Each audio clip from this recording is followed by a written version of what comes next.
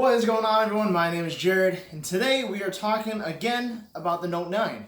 So I did my initial impressions when I got it, and I was just super busy. I hadn't had a chance to do another video on this, but I also wanted to take some time and really get a good video because seeing this is so much similar to the S9 twins, I wanted to have enough content to not just say, well, this is just like the S9 and S9 Plus. So very soon we are going to talk about pretty much why I like this phone. In my opinion, it's probably one of the best so far this year, has yet to offer in 2018. And I'm going to tell you why in just a second. And of course, with that, there is things that I don't like about them, and we will talk about that also in just a little bit. So let's flip the camera around and look at what we have today.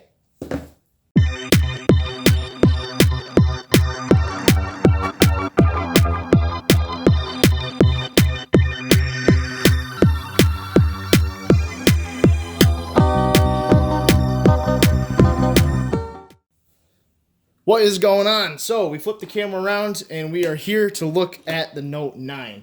So for those of you who don't know, the Note 9 came out just a few weeks ago. It is the latest and greatest in Samsung's big phone series, and we have it here in the ocean blue color.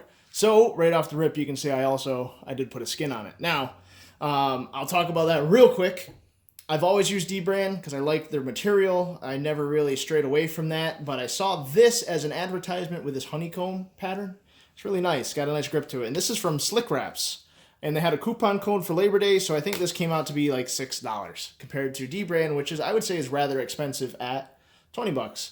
So I would recommend it. It's pretty much the same thing as dbrand, just a different company. They got some cool designs, some fake hero, like Iron Man sort of stuff that they have going on.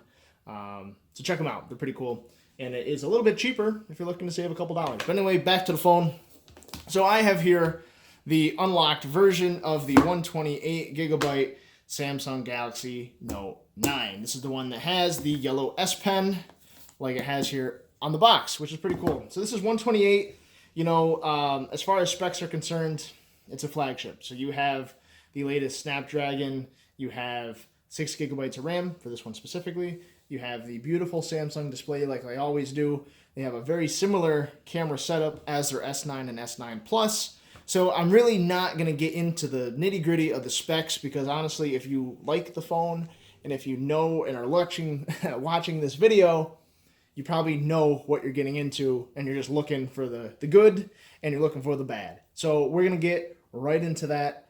And I'm going to actually start with the bad because there is a lot less of that than there is the good. So one of the things that I'll always mention is the price at which these phones are and my constant problem with the increasing price of smartphones and the increasing price of technology. This phone coming in at 128 gigabytes of storage is almost $1,000 and well over that when you get the 512, which has tons more space, but between tax and that, you're looking at $1,100-$1,200. Easy. Granted, Samsung always usually gives you a free gift. I got the AKG N60NC headphones for free. I didn't opt for the Fortnite bundle also, which would have added an extra $100. I don't necessarily care about that. It's a lot of money. And for someone who maybe buys a phone once every 3 years, this would probably be perfectly fine, and you could amortize that out for however long you own the device, and more than likely it's not going to be a big deal. For someone who switches phones constantly, whether that's a year, a few months, 6 months, this is a big price, a big investment, and unfortunately Samsung devices don't hold their relative value like iPhones have been, especially on secondhand markets like Swappa. An iPhone 7 still sells for $400 when you see some of the S9s right now selling for $400 or $500, and that's a very big difference in year and age of technology there. So my biggest issue is, in general, smartphones are getting too expensive. Really, outside of that, the only other problem I really have, and it's not necessarily as much of a problem as it is a critique, is the actual camera setup. Now, I enjoy the camera setup. It's just as nice as the S9 and S9 Plus, but for a phone that is 6-7 months later, there should have been some upgrades, and I know they added their AI processing, but to me, that is not a big enough update or change to solicit a entirely different phone. Do something a little bit different. And the selfie camera, now, while I'm not big in the selfies, just isn't up to par as some of the phones like the iPhone 10 and the Pixel 2 XL. Now, it's really crazy to think that I'm comparing the camera of a brand new phone to phones that were released basically a year ago, but it says something about those devices where their cameras have held up. And that is not to say that this is bad. It is far from bad. And honestly, I've went on a few trips with this phone since I've had it, and I've been utterly impressed with every photo I've taken. And I haven't had a bad one, actually. But if you're really getting nitpicky, the selfie camera could be better, or their software that is, tweaking the selfie camera photos could be a little better. It's not bad, just could be better. So, and outside of that, everything else about this phone I have really enjoyed. I've enjoyed using it. I've enjoyed the experience with it. I've really haven't had a bad experience with it. Now, obviously the big selling point for all the Notes has been, and always will be, the S Pen. And the S Pen has gotten smarter. It is now Bluetooth. It has a super capacitor, so every time you insert it into the phone, it's actually charging very rapidly. And that's what gives it its remote capability, whether that is taking photos, stopping or playing a song or video on YouTube or any playback sort of media. It has, I think, a usable range of around 400 button presses, which, I mean, if you're pressing this button 400 times, it's probably going to be out of the phone for a long time. Quickly stick it back in the phone for 40 seconds and the S Pen is charged again. Now, I didn't really buy the phone for its S Pen functionality. I certainly use the S Pen. I enjoy the S Pen, but that was not the reason I actually bought it, was to solely utilize the S Pen. Though actually, the whole reason why I like the Notes better than their Galaxy S line is I actually like the form factor. I like this more square, I guess, boxy design, because to me, I can hold it better. It feels less slippery. This phone is actually a little thicker than the S9 and S9 Plus, and to me, it just feels better. It's hard to describe it. I don't have very big hands. It's basically takes up my entire hand, but it just feels, I guess, weighty. It feels worth it. It feels like it makes sense, and I can have good grip on it. Obviously, if you put a skin on it, you get more grip on it, but this has, the beautiful glass back, which they have been doing now for several years. And they're really making it work. Sides are aluminum, so, you have kind of the normal setup there. You have your normal single SIM with the SD card expansion, so you can have tons of space. Even if you get the 128, I have another 128 as an SD card, so I have 256 gigs worth of space in this phone right now, which is more than enough for just about anything. And I really like that. The next thing, which I thought they really did well, is obviously they have moved the fingerprint scanner to a better location. Now, it is still a little bit high, I guess, compared to a lot of other phones. A lot of other phones, it would be probably right about in this general area. But at least now, with a little ridge and the differentiation between this and the camera layout, it makes it so I'm not constantly smudging over my lenses to get to the fingerprint sensor, which used to be over here. With the dual setup, just like in the Note 8, as well as the S9 and S9 Plus, you have live focus, which is their bokeh mode, which you can adjust. It is good.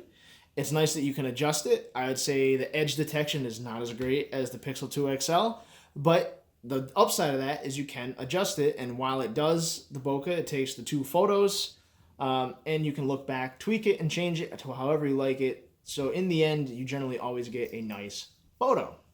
And that's really all I have for the camera. Like I do use the camera a lot, and camera is super, super important to me, because a lot of what I do, I use my smartphone camera for. These videos, I tend to use a smartphone camera because it's just easier for me to do the work that way.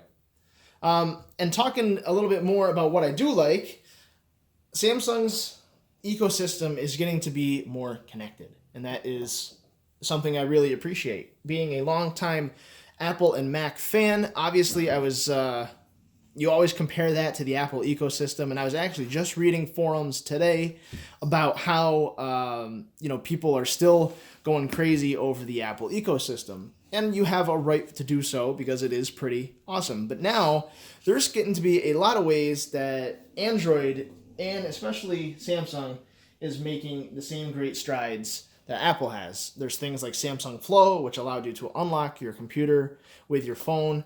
Samsung Flow also lets you basically airdrop in files to your Windows PC.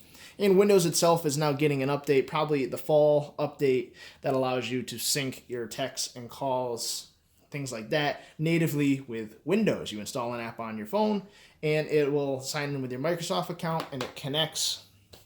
And that's pretty cool. So that is getting there. And especially when you also look at, you have the Galaxy Watch, which I have been rocking lately, which in my opinion, and I'll do another video on this later, I actually think it's more feature rich and more useful than the Apple Watch. But that is another video for another day. Also, Samsung screens are just phenomenal. Everything they do with their screen technology has been great. That's why I have a Samsung TV. You are getting a great display, some great, perfect viewing angles for the most part, and I can't say enough about it. It is nice and bright. The colors are rich and vibrant. You can tweak them in your display settings. You have night mode, the blue shift, all that different stuff that you want, you have in your quick toggles or in your settings. There's also good features. Like right now, I'm rocking this on almost, I guess, a quarter brightness. And inside it's perfectly fine. I mean, I can dial that way up and it is absolutely crazy bright and crazy vibrant, but I don't necessarily have to do that. So I leave it a little bit under half, and that seems to work out good for me. Samsung has, always been criticized for its excess bloat. And what's nice about it is their bloat is it's still there. There's still stuff that a lot of people aren't going to use. And there's still stuff that I don't use. But it is getting to the point where I use more than I don't use. The biggest problem now is Samsung has many apps which are duplicated with Google apps. So the calendar, calculator, web browser, messages, some other stuff, email. Samsung puts their own on, and obviously Google has Gmail, Chrome, Google Calendar, Google Clock, all that stuff that Google duplicates. Samsung has their own. And I can't critique it too much because obviously, like Apple has their own, LG has their own, Huawei has their own. The only one who's really not using that is the Pixel, but technically the Pixel is using their own. So you don't have to use it. You can if you want to. I use Gmail, but I do use a Samsung browser, and I do use Samsung Calendar because it just integrates with my account right now, and to me, honestly, that's fine. Another note on the screen is having a phone like this with the curved edges. A lot of people have problems with the curved edges because you get accidental touches. There is ways that you can set where you don't want to touch it, and that is actually in Samsung's app called Good Lock 2018. They used to have it way back in the day, and they have it again now for 2018. They have an app which is called Edge Touch. I don't have my SIM. But anyway, I'd have to download Edge Touch. But basically what Edge Touch does is you'd be able to set strips on the side, left and right, up and down, where you want it to basically forget that you're touching it. You can tell it that you want it to recognize everything right to the edge, or you could block it off to the point where it's coming in where this first row of apps are. So if you're cruising around with the palm of your hand, you're not getting some edge touches here and there. So they have combated a lot of issues which people have had with their technology in the past year or so. Coming off of that, talking about complaints people have had is battery life. So now this has a 4,000 milliamp hour battery compared to what was considered very small for this last year, coming in at a smaller size than its S8 Plus, which I believe was around 3,200 milliamp hours for the Note 8. Not 100%, but I'm sure it's right around there. With this sort of phone, with this sort of display, the bigness, that 4,000 milliamp hour battery is really a godsend, because without it, the Note 8 got some pretty mediocre battery life. And this phone, I really haven't had to worry to the point where I'd be at the end of my day thinking, boy, I need to get to a charger because I'm going to run out of battery. Samsung has plenty of power saving features, automatic app killers, routines to set what you want to turn on and off, like different radios, your Bluetooth, Wi-Fi, cellular. Say like if you're home, maybe turn your cellular radio off because you have Wi-Fi. Or if you're in the car, you turn Wi-Fi off unless you're connecting to your car's hotspot. So it's gotten a lot more intelligent with battery savings, as well as other options like reducing your screen resolution and also your screen brightness, how much are you going to limit the background apps. A lot of stuff has changed in that case. I myself personally have been able to get 2 days of pretty normal usage, not heavy usage out of the phone. That's when I forget to put my phone on the charger. I wake up, my phone's at 60% battery, and I'm like, well, I'll still make it. And I end up coming home with 10, 15% without really changing my habit of what to do. Coming right on top of battery and display, again, I run this at this middle resolution. I don't run it at full max because, again, you don't necessarily need it full max all the time. If you're just going to be watching videos all the time and doing that, very easy to do so. Go to your settings, go to display, go to screen resolution. I'm in full HD, which is the 2220 by 1080, and really it still looks great. And you can always bump that up to WQHD Plus, which is resolution is 2960 by 1440. I've used both. I mean, obviously you can see a little bit more pop with the WQHD Plus, but honestly, in everyday talking, texting, browsing, and even watching some YouTube, to me, the Full HD Plus has been more than adequate for me. Again, that's just for me. I'd rather have just a little bit more battery than the little bit more resolution. Now, if I was just consuming media all the time, I'd probably crank it up, leave it at max, and let it be how it was going to use the battery as crazy as possible. Totally fine. You can switch your navigation bar. You got different faint colors unlocked with the home button if you hard press it. Different pressure levels for your hard press button. I do have block accidental touches when it's in a dark place like my pocket.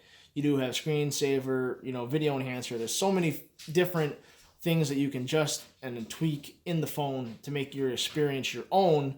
It's honestly mind-boggling sometimes, and I learn new things every day about how to change, how to make things better, and whatnot.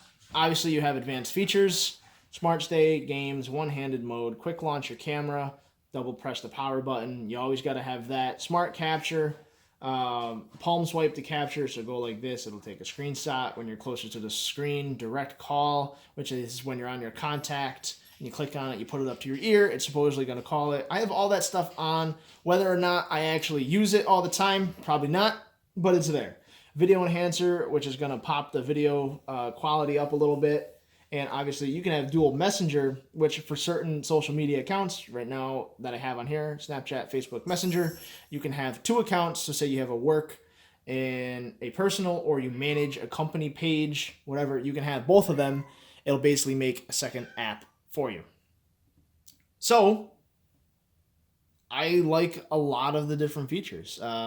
I, again, use GoodLock, so everything about my device looks just a little bit different, customized. I have a different clock. I have some quick shortcuts here. I have my notifications down there. I really like just about everything. I already told you what I don't like. I like Samsung Pay a lot better than Google Pay, just for the sheer fact that you can use this on terminals that don't only have NFC.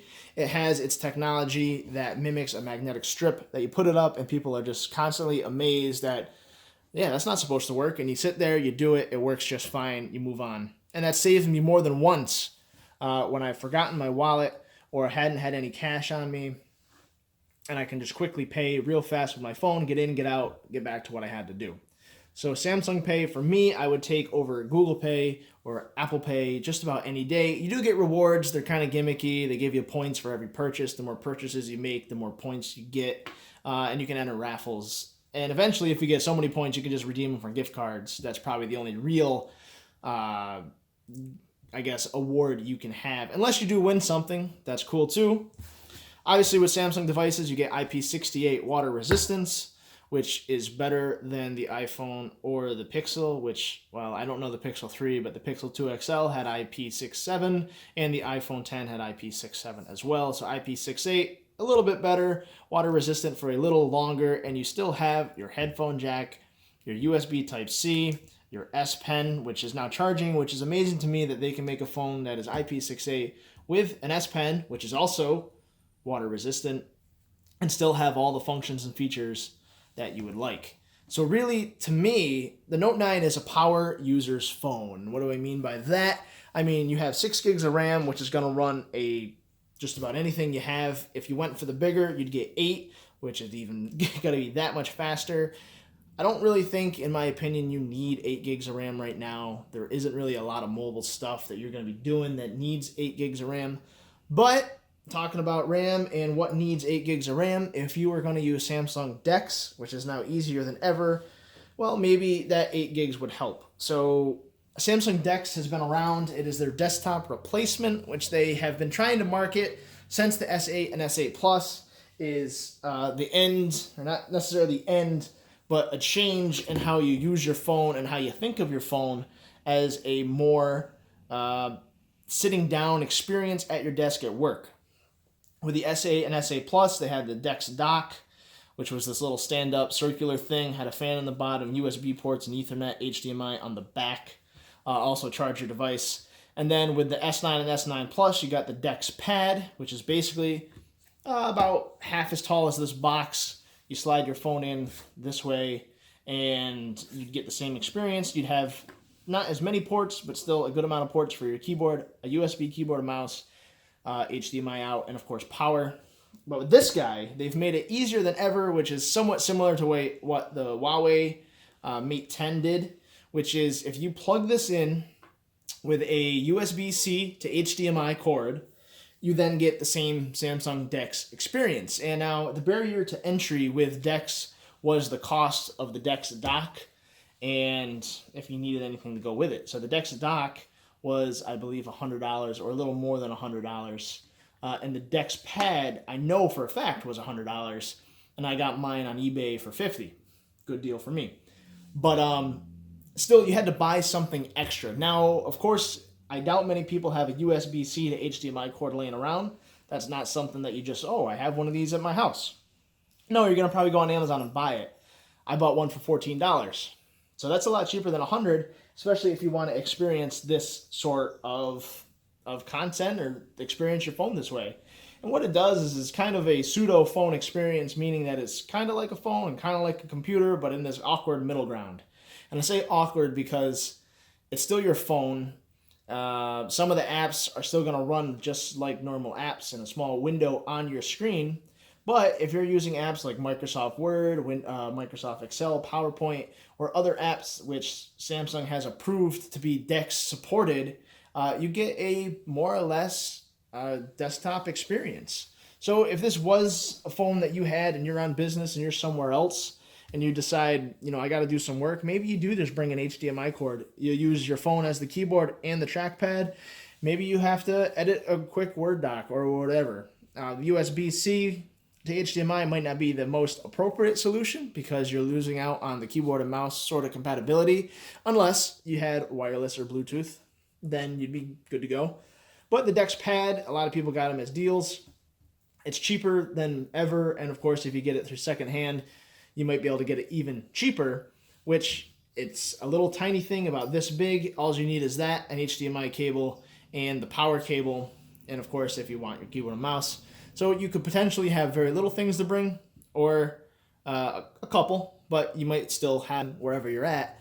Makes it so you do have a mobile workstation, and with enough storage that this thing has and enough RAM, see, the RAM situation came back, you're able to run multiple desktop style apps without really any performance hiccup, and you can do it pretty much flawlessly. Now, Excel and PowerPoint and Word are not very demanding apps, but still, this is a phone, not a computer, with a 4,000 milliamp hour battery, not a laptop with a 99 watt hour battery. Very, very different. The batteries in those laptops make this phone look like a peanut in comparison.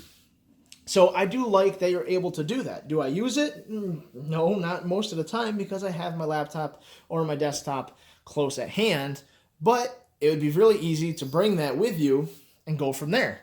As far as other Samsung peripherals like the Icon X headphones, To me, they don't really fit my ear, but they're cool. They're getting integrated with a lot more stuff.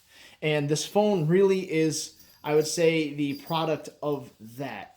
Every report so far is saying that the S10 is going to be a big change for Samsung, similar to how the iPhone 10 was a big change for Apple. Now, I would say to date, this is the most polished phone they've made. My last problem with updates, which I've talked about tirelessly, is still present here and is probably going to continue to be present. This is unlocked by Samsung. Theoretically, you should get updates super fast, especially with trouble support. It doesn't. As soon as I got it, it had one update to update it to the August patch. Cool. It is now September. Google has released their September updates. My T-Mobile S9 will probably get that September update within a week or so. This guy will probably not get an update until end of October, maybe beginning of November, right around there for its quarterly unlocked Samsung phone update. I can't be mad at it anymore. I bought it unlocked because I wanted it unlocked. It is what it is. It is still running Android 8.1. And as of right now, it is on the August security patch, so not super far behind anything else. While my S9 and S9 Plus are on 8.0. So there it is. Samsung Experience is getting better. Again, back to the software. I really do like the usability of it. I do like the apps. You have your quick shortcuts just like you would on stock Android because of Android 8 and 8.1. And again, I haven't had any problems with the user experience. Bixby is over to the left as usual. Bixby, can't say has gotten better. Well, I guess I can say it has gotten better. Hasn't been great. You still have Google Assistant by holding down your home button. But Bixby is now at Bixby 2.0, and it understands continued conversations or continued questions better. So you could say, okay, do this, and then it'll answer you, and then you can add on top of that task and do it again, and it starts to understand you more and more. I do like it. It's a little more polished. It makes a little bit more sense, and when you press the button, you get a new interface, which shows you some ideas. It does say check my network connection. You can turn off sync for notes, show my parking reminders, show my alarms. So it is very integrated with the everyday use of the phone and less of other tasks like, what's the weather, traffic, tell me a joke, stuff like that. It is more integrated with the actual operation of the phone. On top of that, you do have a lot of other Samsung stuff, themes, Samsung Shop, Samsung Pay, the countless amount of Samsung apps like Samsung Pass, which is your password reminder, all that other stuff. Smart Switch, which I don't actually use. You have, Samsung Flow, which I'm going to start using on my one computer to see how that works. Other than that, I just use all Google apps, and it's been great. I wish it was better quick charging, but it still is quick charging, so I can't really complain too much. So anyway, this has been a longer video. Moral of my story here is I really like the Note 9. I said before that I made the conscious decision to buy this over the Pixel 3 because from what I had seen, the Pixel 3 just wasn't really striking me as something I really wanted to buy because of the aesthetics and for really lack of changing much.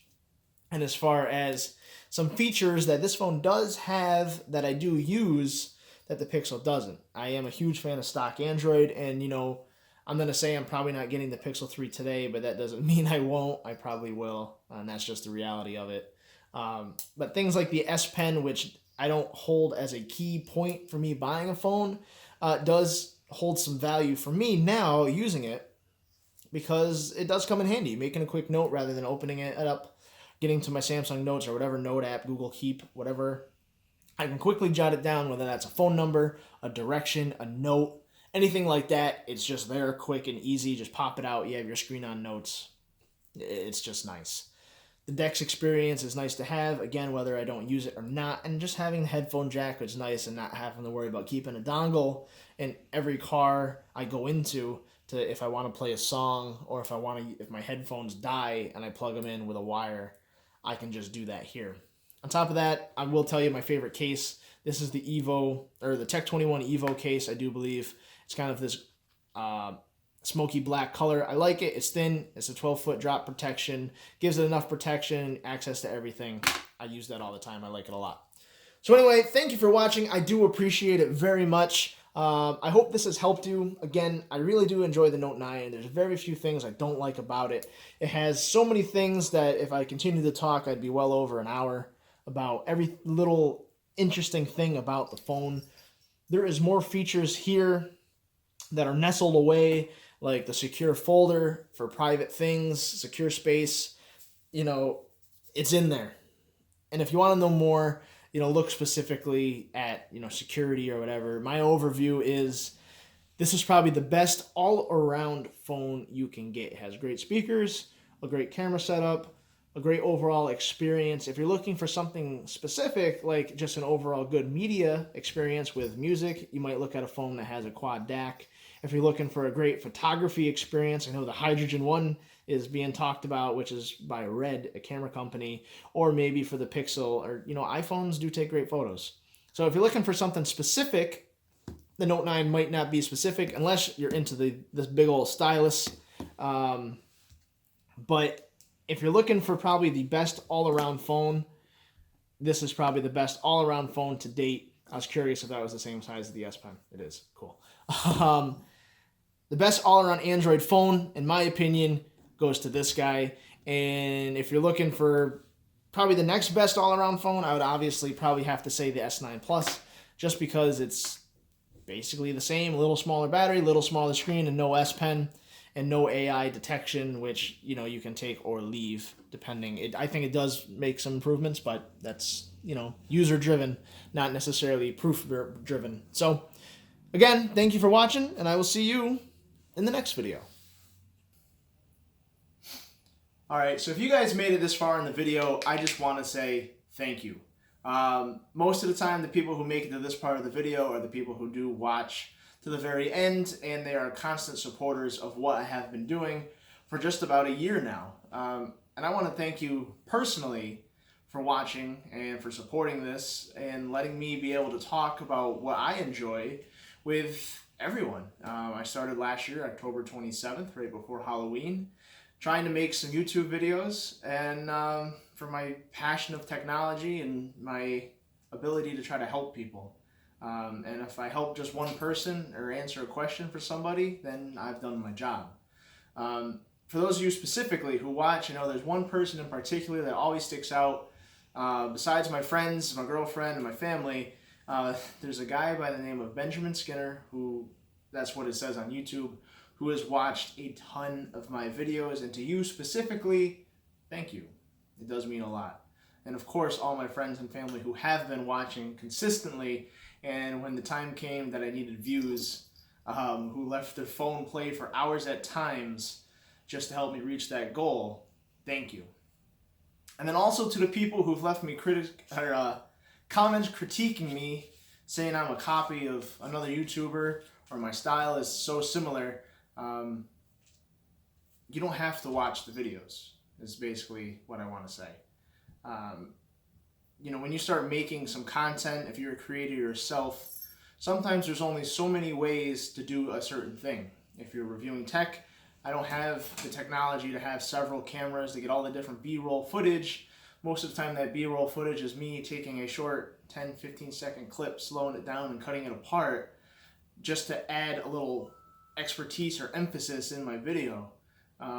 There's only so many ways that you can do something, especially when you're starting out, and especially when I just really started earning anything from this endeavor in July. So without spending a ton of money getting special equipment and cameras and microphones, I've been using my smartphone and my laptop to make this happen. So for the people leaving the negative comments, I guess thank you as well. You don't have to comment, and it's kind of like in kindergarten when people say if you don't have anything nice to say, don't say it at all. I urge you to do that. I'm here to try to help people, and whether you don't like me, you don't like how I do it, or you say I'm a clone, well, it is what it is, basically. I hope that if I am, similar to some other person, I hope my opinions are my own, whether my filming is similar or not. I want my honest opinions to ring true with the people who watch them, and hopefully I bring a different mindset, a different idea, and a different overall opinion to the products that everyone looks at. I mean, everyone and their brother has reviewed the phones and tech that I have reviewed as well. And yes, some opinions will resonate with other people, other creators, and some will be solely my own and different. But that's just kind of the nature of the game. There will be some overlap. So for the people who don't like it, well, again, you don't have to watch. You can leave my channel, unsubscribe, and never have to see a YouTube video I do again. And that's totally fine with me. But for the people who have stayed and have watched and commented and created a conversation in the comments about anything, thank you. That is really, I am really appreciative to that. So I hope you continue watching my videos, and if you do enjoy my content, feel free to continue watching. So thanks again, and I will see you all in the next video.